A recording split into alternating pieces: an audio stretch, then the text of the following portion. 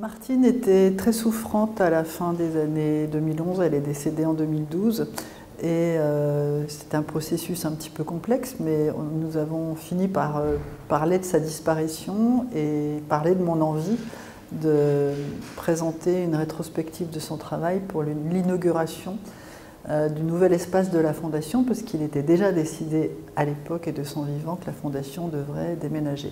Si Martine avait été là, on n'aurait pas son exposition pour l'inauguration, puisque un des principes de cette Fondation, qui est un principe très généreux, est de montrer les travaux d'autres artistes, photographes, peintres, plasticiens, et pas un mausolée à l'œuvre d'Henri Cartier-Bresson et Martine Franck. On a pu échanger avec Martine et préparer déjà la sélection des images. Martine ayant un petit peu revisité son travail et choisi quelques images qu'elle n'avait pas tirées auparavant, comme étant un corpus à partir duquel je pourrais travailler. On a aussi évoqué l'idée que cette exposition pourrait avoir un cheminement plutôt biographique, en contextualisant les photographies de différents sujets, que ce soit les images des portraits de philosophes comme Michel Foucault, mai 68, le MLF. Elle n'avait jamais fait ça, elle avait toujours plutôt séparé ou fait des expositions qui montraient ses 50 meilleures photos, ou bien fait des expositions sur les portraits, thématiques sur les personnes âgées ou sur les paysages. Mais mêler les trois, c'est un enjeu assez délicat. Alors Martine est une photographe qui, comme le disait son époux Henri Cartier-Bresson, n'est pas faite pour le trottoir. Et c'est quelqu'un qui est plus dans la réflexion, plus dans la méditation. Elle aime beaucoup photographier les gens. Elle a photographié énormément de personnes âgées. Ça, c'est un sujet qu'il a tenu tout au long de sa vie. Souvent, les personnes âgées sont des personnes célèbres.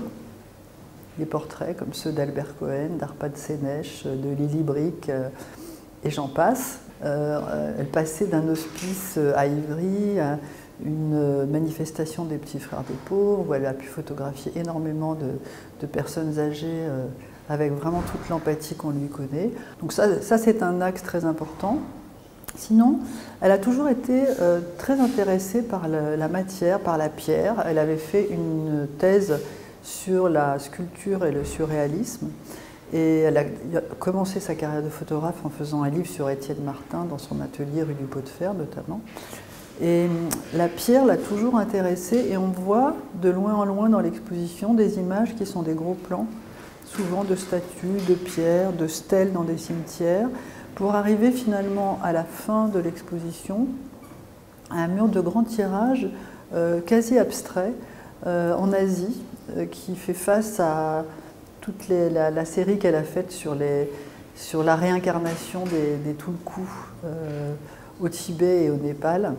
Donc c'est une salle assez méditative où on voit bien qu'elle tendait vers cette abstraction, vers cette fusion avec la matière, qu'elle avait certainement reçue dans les enseignements bouddhistes qu'elle et Henri ont reçu tout au long de leur vie. Martine pratique une photographie extrêmement honnête, extrêmement gracieuse et très directe. C'est pas du tout quelqu'un qui cherche la mise en scène, qui cherche l'éclairage complémentaire, qui cherche la théâtralisation. Absolument pas. En fait, elle est plutôt dans la simplification. Bien sûr, elle a un style tout à fait classique qu'on pourrait rapprocher de celui de Cartier-Bresson, tout à fait, mais elle était déjà photographe bien avant de le rencontrer, donc elle n'a pas cherché à le copier, c'est plutôt une école du regard. Quand elle a participé à l'agence Vue, puis elle est à l'agence Viva, avec des gens comme Guy Le Quérec, Richard Calvar, Dit Yvon, Glo Hagen, on sait tous des gens qui travaillaient plutôt en noir et blanc, qui étaient intéressés par la cause sociale, et qui n'était pas du tout dans le décorum qu'on a vu plus tard dans les années 80. Voilà, on brisait certaines lignes, on pratiquait l'open flash, on pratiquait le portrait en essayant de faire de la mise en scène pour surprendre. Bon, Martine, c'était tout l'inverse de ça. Elle essayait d'écouter le silence de la personne ou le silence du paysage, et elle en revenait souvent à parler de l'aspect méditatif de la photo chez elle, alors que Henri Cartier-Bresson était plutôt comme un moustique excité qui dansait sur les trottoirs. Truman Capote parlait de lui comme une libellule inquiète. Martine était plutôt l'inverse.